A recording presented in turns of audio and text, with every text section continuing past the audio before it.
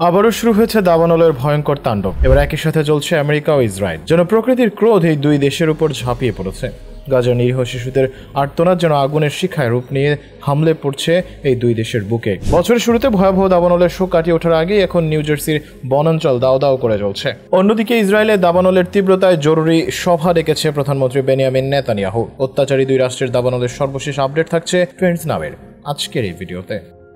ইসরায়েলের দাবানলের লেলিহান শিখা যেন সবকিছু গ্রাস করতে উদ্যত। তীব্র তাপ আর প্রবল বাতাসের তোড়ে দখলদারদের বেশ কয়েকটি শহরে আগুন ছড়িয়ে পড়েছে। যেন কোনো অশুভ শক্তি শহরগুলোকে গিলে খেতে এগিয়ে আসছে। বাসিন্দাদের জীবন বাঁচাতে ইতোমধ্যে তাদের নিরাপদ দূরত্বে সরিয়ে নেওয়া হয়েছে। শহরের সড়কগুলোতে যান চলাচল বন্ধ, এমনকি রেল লাইনের কাছে আগুন ধরে যাওয়ায় ট্রেন চলাচল স্থগিত। জেরুজালেম থেকে মাত্র 25 কিলোমিটার দূরে দাবানলের উৎস, তবু শহরের আকাশ ধোঁয়ায় আচ্ছন্ন। বাতাসের মান এতটাই খারাপ যে শ্বাস নেওয়া দায়। সোশ্যাল মিডিয়ায় ছড়িয়ে পড়া ভিডিওতে দেখা যাচ্ছে রেহোভোটের কাছে মহাসড়কে মানুষের ভিড়, তারা হেঁটে পালাচ্ছে, চারপাশে কালো ধোঁয়ার কুণ্ডলী।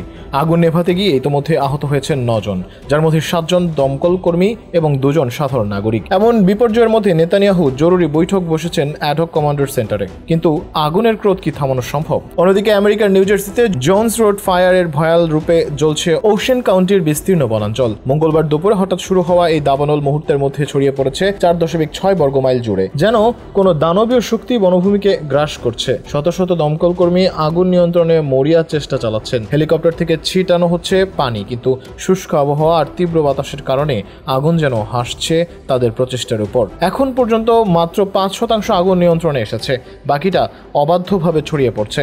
ভয়াবহ এই দাবানল এখন লোকালয়ের দিকে ধেয়ে যাচ্ছে। হুমকির মুখে প্রায় 1300 বসত বাড়ি। মানুষের জীবন বাঁচাতে খোলা হয়েছে জরুরি আশ্রয় কেন্দ্র, গির্জা আর স্কুলে আশ্রয় নিচ্ছেন স্থানীয় বাসিন্দারা। কর্তৃপক্ষ ইতোমধ্যে 3000 মানুষকে নিরাপদ স্থানে সরিয়েছে। নিউ জার্সির ব্যস্ততম সড়ক গার্ডেন স্টেট পার্কওয়ের একাংশ বন্ধ।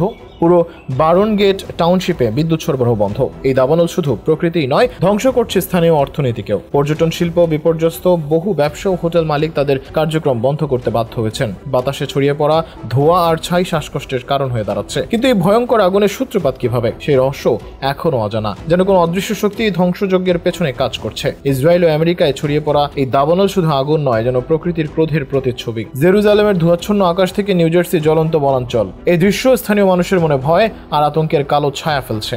আগুন কি থামবে নাকি আরো ধ্বংস ডেকে আনবে? এই প্রশ্নের উত্তর এখনো অধরা।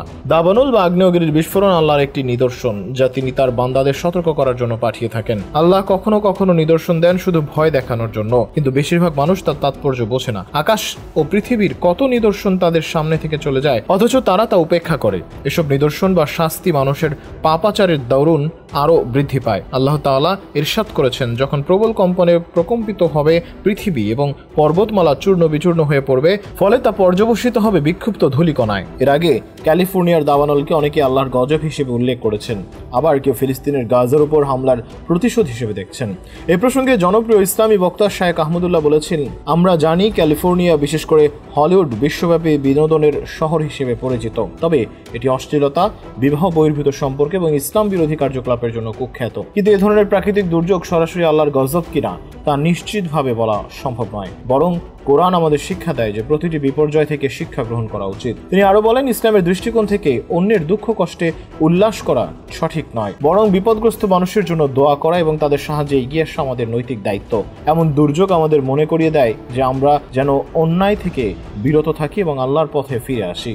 ইসলাম এমন পরিস্থিতিতে নিজের কাজের পর্যালোচনা করার এবং আল্লাহর কাছে ক্ষমা প্রার্থনা করার আহ্বান জানায়। শায়েখ আহমদুল্লাহ বলেন, প্রতিটি বিপর্যয় আমাদের জন্য পরীক্ষা। একে আল্লাহর শাস্তি হিসেবে নয়, বরং নিজের ভুল সংশোধনের সুযোগ হিসেবে দেখা উচিত।